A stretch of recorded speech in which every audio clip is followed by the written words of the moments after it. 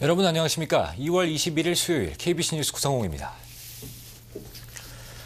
아이타스카 한미장로교회가 매주 수요일 연장자들을 위해 교양 과목과 취미 과목으로 세분화된 수업을 제공하고 있습니다.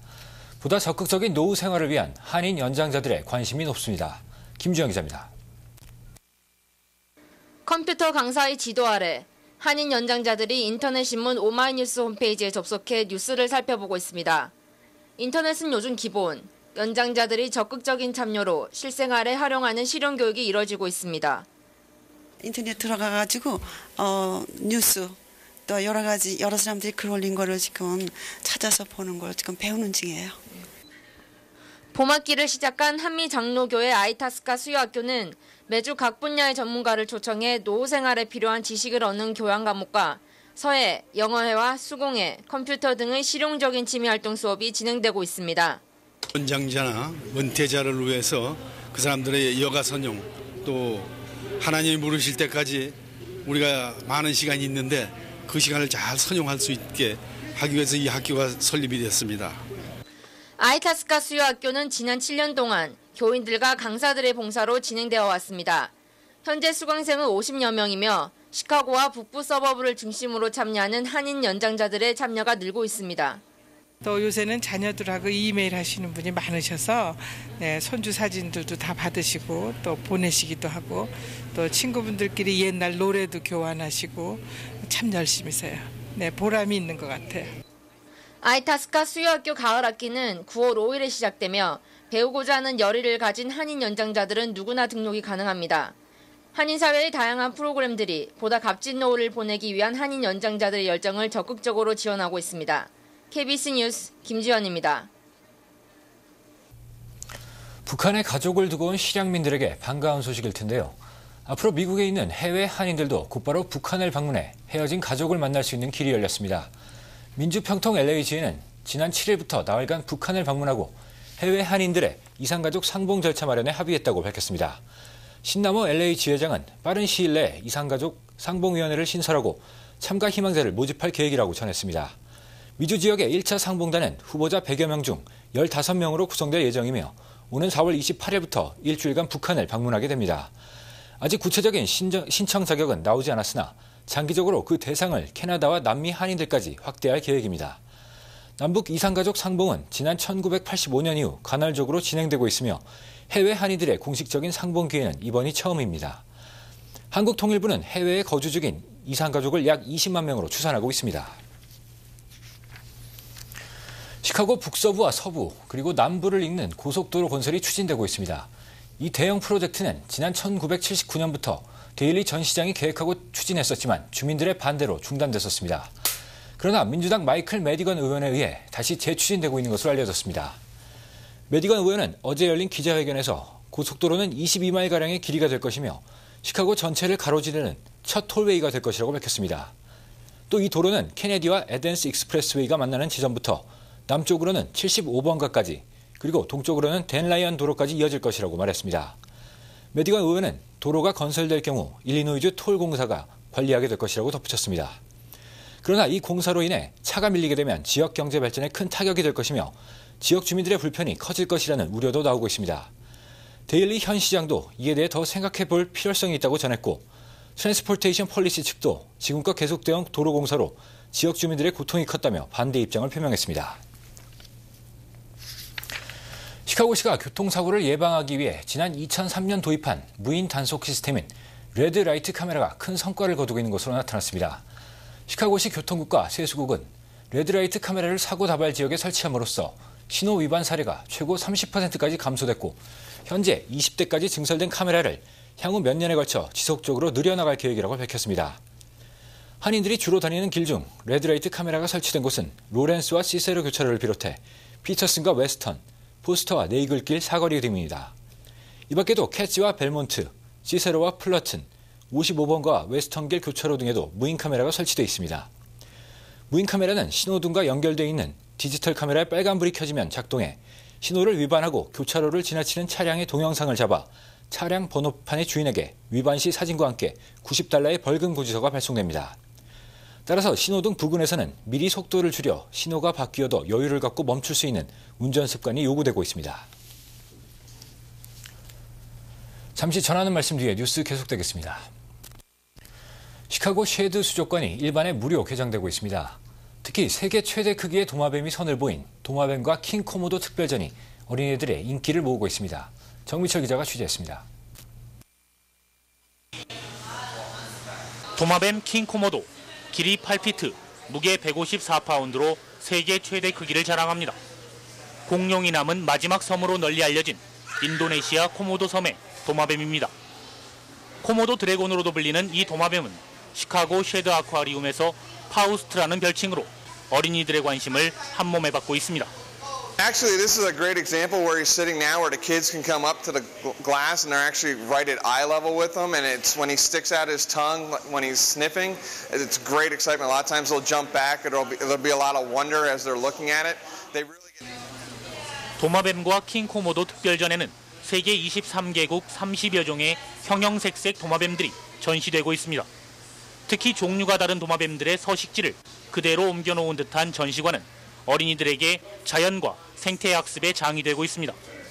쉐드 아쿠아리움의 이번 무료 개장 행사는 23일 금요일에 끝나지만 2월 한 달 동안 매주 월요일과 화요일 무료 개장에 따라 오는 26, 27일 이틀간도 입장료를 받지 않습니다.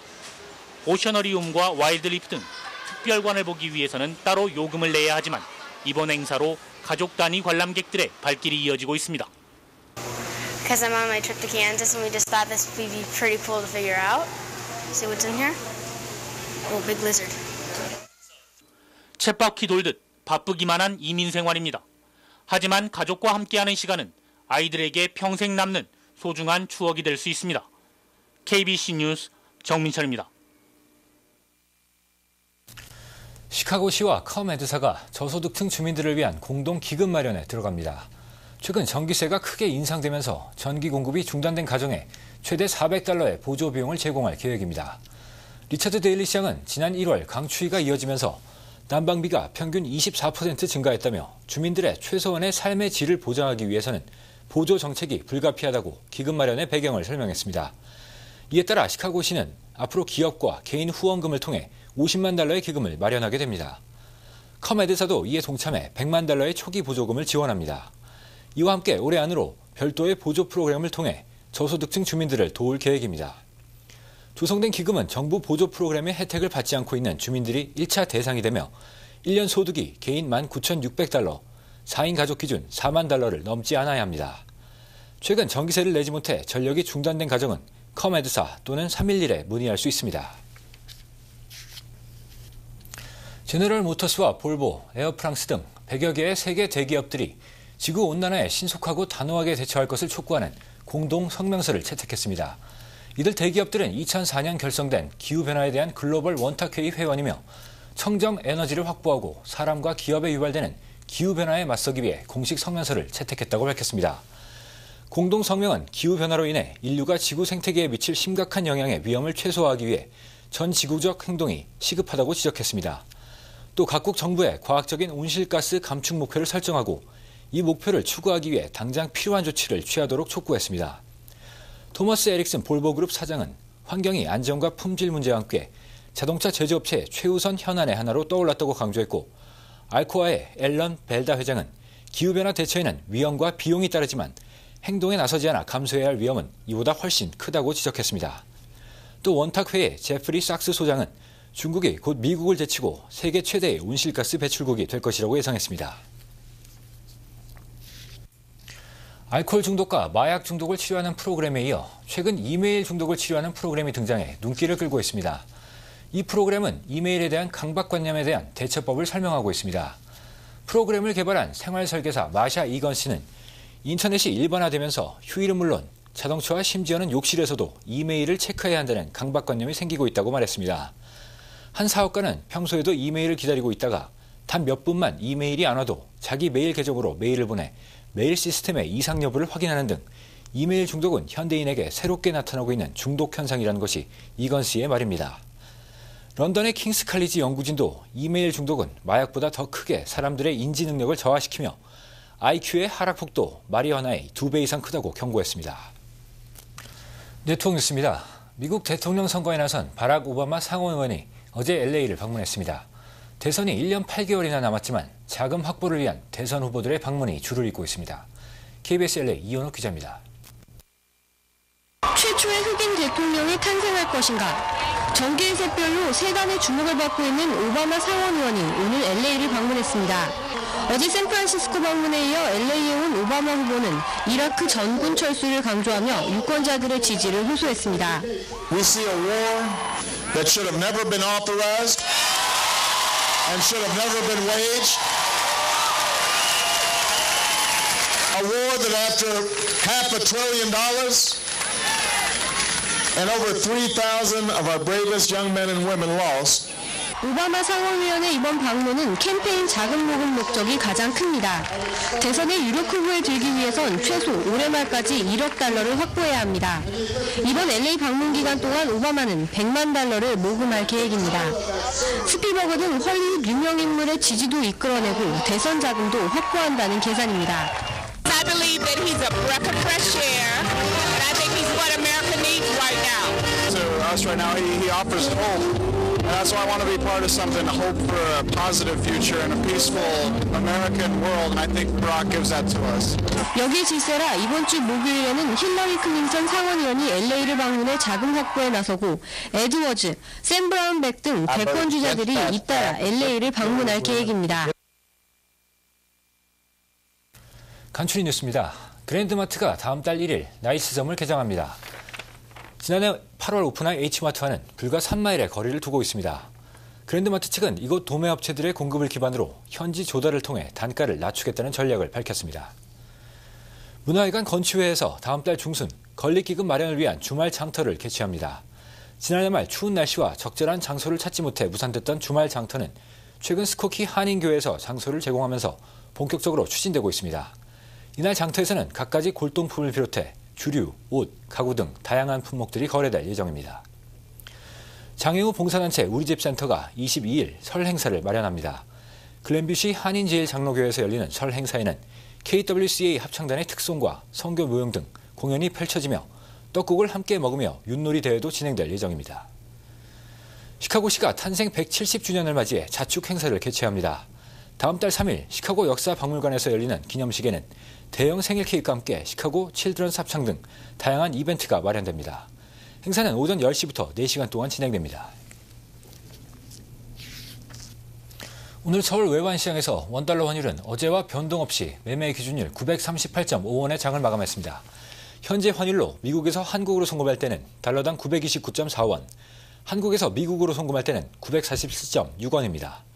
한국에서 달러를 원화로 바꿀 때는 달러당 922.8원, 원화를 달러로 바꿀 때는 954.92원입니다. 오늘 뉴욕 증시는 소비자 물가지수가 높은 상승률을 기록하면서 인플레이션 우려가 고조돼 전반적인 약세를 보였습니다. 이에 따라 다우존스 산업평균주가지수는 어제보다 48.23포인트 떨어지면서 12,738.41포인트를 기록했으며 나스닥 지수는 5.38포인트 소폭 상승하면서 2,518.42포인트에 마감했습니다. S&P 500 지수도 2.05포인트 떨어져 1,457.63포인트에 장을 마쳤습니다. 날씨입니다. 오늘 시카고는 대체로 흐린 날을 보였습니다. 낮 최고 기온은 45도로 포근한 날씨가 이어졌으며 바람은 서풍이 9마일대로 불었습니다. 습도는 평균 63%를 나타냈습니다. 오늘 밤에도 시카고는 흐리겠으나 온화한 날씨가 이어질 것으로 보입니다. 밤 최저 기온은 30도가 예보됐습니다. 사흘 동안 시카고 날씨입니다. 22일 목요일 맑은 날이 예상됩니다. 낮 최고 기온은 39도, 밤 최저 기온은 25도가 예보됐습니다. 23일 금요일 흐리겠습니다.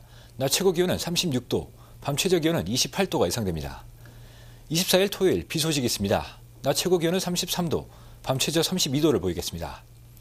내일 시카고 해 뜨는 시각은 오전 6시 38분, 해 지는 시각은 오후 5시 31분입니다.